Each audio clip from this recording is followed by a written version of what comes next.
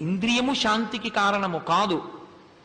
ఎలా అంటే ఈ చర్మానికి ఏసీ తగిలినప్పుడు అమ్మయ్యా అన్న సంతోషం ఎక్కడి నుంచి పైకొచ్చింది?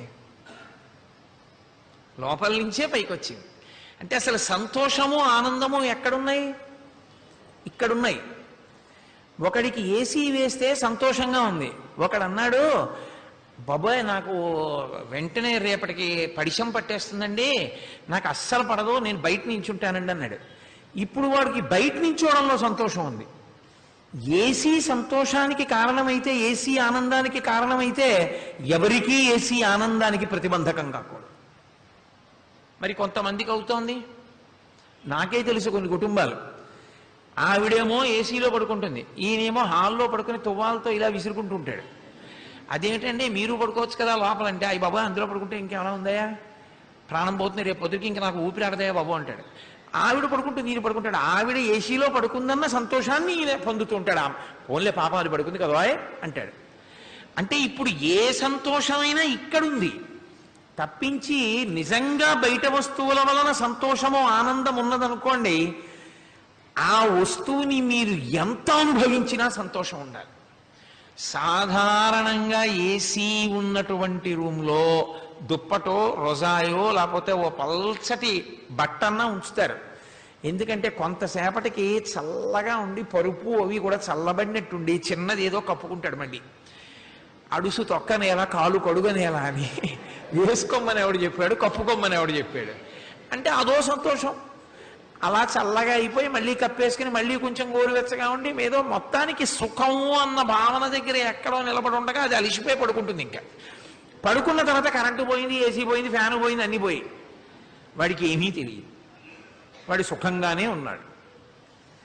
అంటే యథార్థమునకు సుఖం ఎక్కడుంది, యథార్థమునకు ఆనందం ఎక్కడుంది? ఇక్కడే ఉంది. ఇది ఉద్భుతమైంది.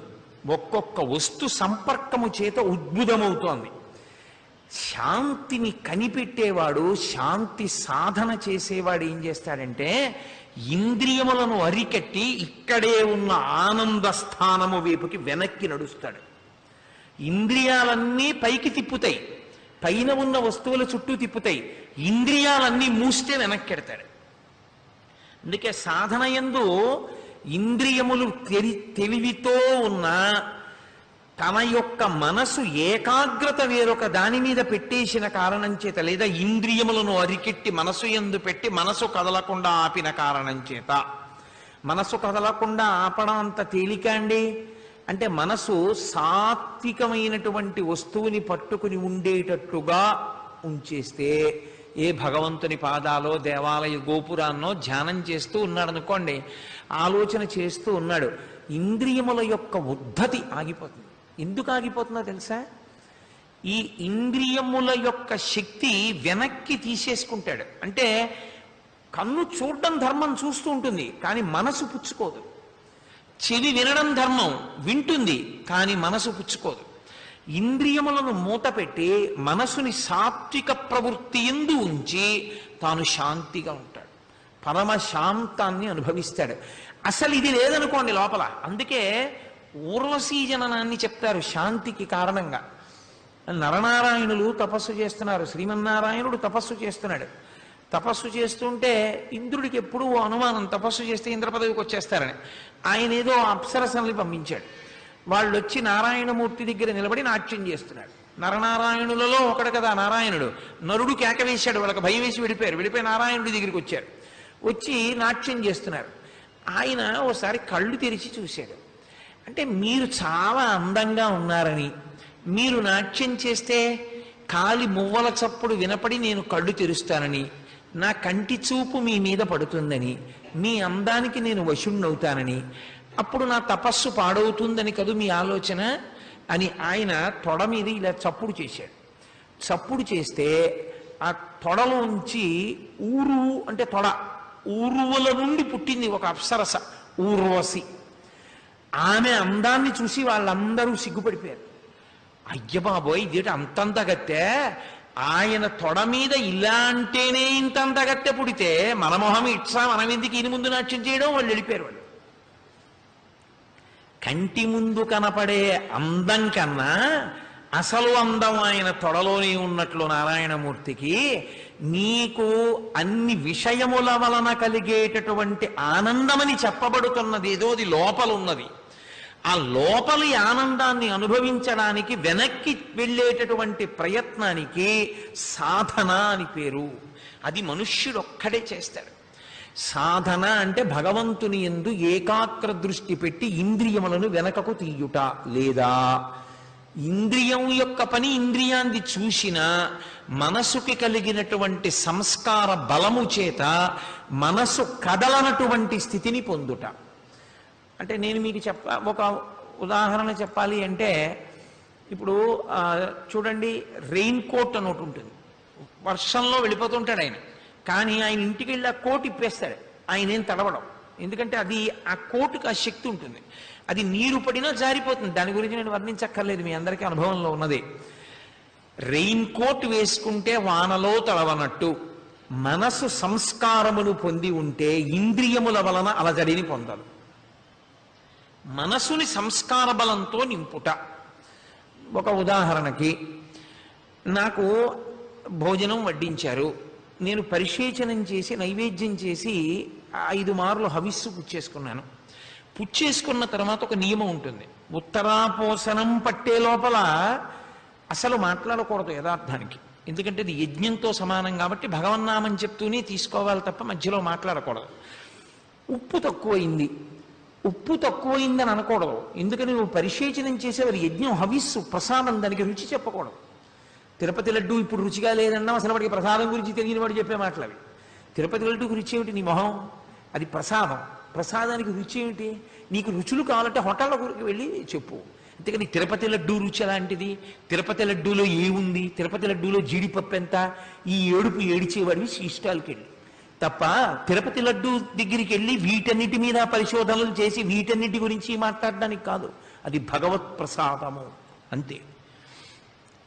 భగవత్ ప్రసాదము అంటే ఈశ్వరానుగ్రహ హేతువు. అందులో ఏముంది నీకు అనవసరం. అది లడ్డు, చక్ర పొంగలి, ఏదైనా ఈశ్వరానుగ్రహ కారకము అంతే. అందులో ఇంత జీడిపప్పు ఉంటే ప్రసాదమని ఎక్కడా లేదు శాస్త్రంలో. నీకెందుకు ఆ తాపత్రయం? అసలు ప్రసాదం గురించి నీకేమీ తెలియదు, ప్రసాదం గురించి మాట్లాడడం. గుడి గురించి తెలియదు, గుడి గురించి మాట్లాడడం. ఇవాళ లోకంలో ఉన్న పెద్ద ప్రారంధం అంతా ఎక్కడుంది అంటే, ఎవడికి ఏం తెలియదో దాని గురించి వాడు మాట్లాడుతూ ఉంటాడు. దానివల్ల లోకానికంతటికి అశాంతి, అవన్నీ విని అశాంతి వస్తూ ఉంటుంది. ఇది చిత్రం ఏమిటంటే, ఉత్తర భారతదేశంలో లేదు ఈ రకమైన లక్షణం.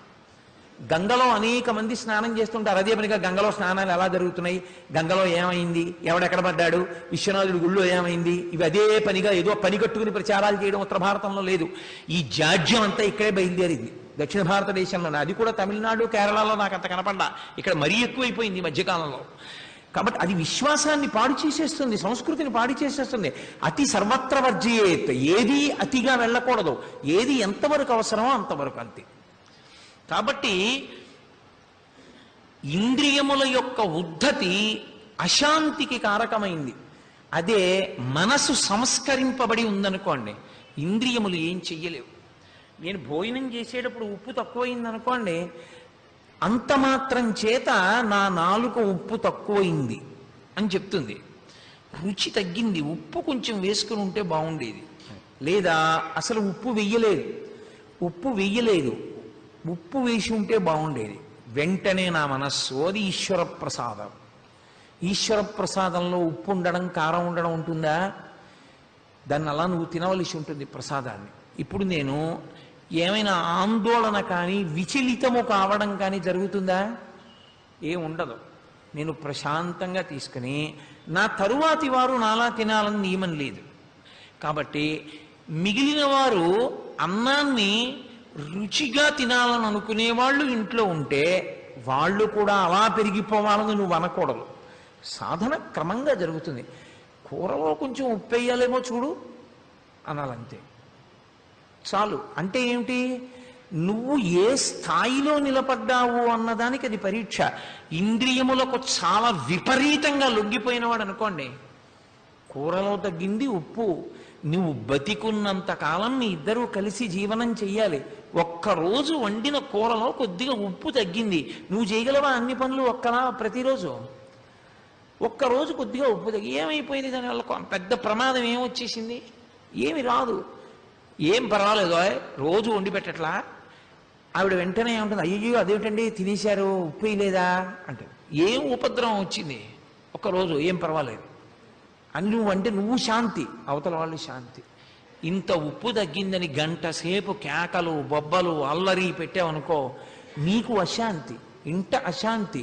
ఇంటికి వచ్చిన అతిథులకి చాలా చికాగ్గా ఉంటుంది. ఏమిట్రా ఇలా దెబ్బలాడుకుంటున్నారు, మనం ఎలా అన్నం తిన్నాం, ఏమిటి లేనిపోను కూడా ఇక్కడికి వచ్చేమిటి భోజనానికి అని చెప్పి. ఇంద్రియములకు వశపడ్డావా అశాంతి, ఇంద్రియమునకు వశపడలేదా నీకు శాంతి. వెంటనే ప్రసన్నుడు అయిపోతావు అంతే. ఎవరో ఒక ఆవిడ అలా వెళ్ళిపోతోంది, నువ్వు చూసావు, నా తల్లి కామాక్షి ఇలాగే వెడుతుంది, నా తల్లి కామాక్షి వెడుతుంటే కంజదలాయతాక్షి, మా అమ్మ నడుస్తుంటే కుంజరగమని ఏనుగు నడిచినంత అందంగా అలాగే నడుస్తుంది. అలాగే ఉంటాయి పాదాలు, అలాగే వినపడుతుంది గజ్జెల సవ్వడి, అలాగే ఉంటాయి ఆ తల్లి చేతులు, ఆ చేతుల గాజులు అలాగే ఉంటాయి. నా తల్లి ఇవాళ ఒక్కసారి నాకు దర్శనం ఇవ్వాలనుకుంది, ఆవిడ రూపంలో అలా వెడుతోందమ్మ అని నువ్వు నమస్కరించావు. ఇప్పుడు ఏమైనా నువ్వు అలా చూస్తున్నావు ఆవిడ వంక, ఆవిడ ఏమైనా అనుకోవచ్చు, అదేమిటి అలా చూస్తున్నారాయన అని. నీవేమైనా పతితుడు అయ్యావా? నువ్వేమైనా అశాంతి పొందావా దానివల్ల? ఏమీ అశాంతి లేదు. ఇంద్రియముల వలన అశాంతి లేక శాంతిగా ఎప్పుడు ఉంటాడు? మనసు సంస్కరింపబడితే, మనసు సంస్కారమును పొంది ఉంటే ఇంద్రియముల వలన అశాంతి ఉండదు, దేనికి ఉండదు. ఓ రోజు కరెంట్ ఏమైంది, కరెంట్ లేకపోతే విసిరికర్ర పెట్టి విసురుకుంటాం, ఇదో సంతోషం కాసేపు.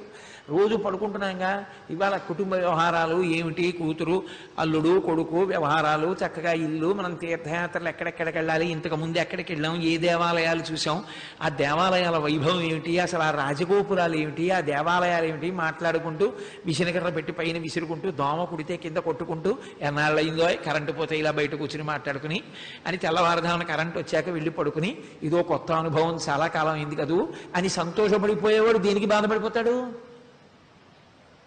అసలు బాధపడడం అన్న మాటే లేదు ఆయనకి.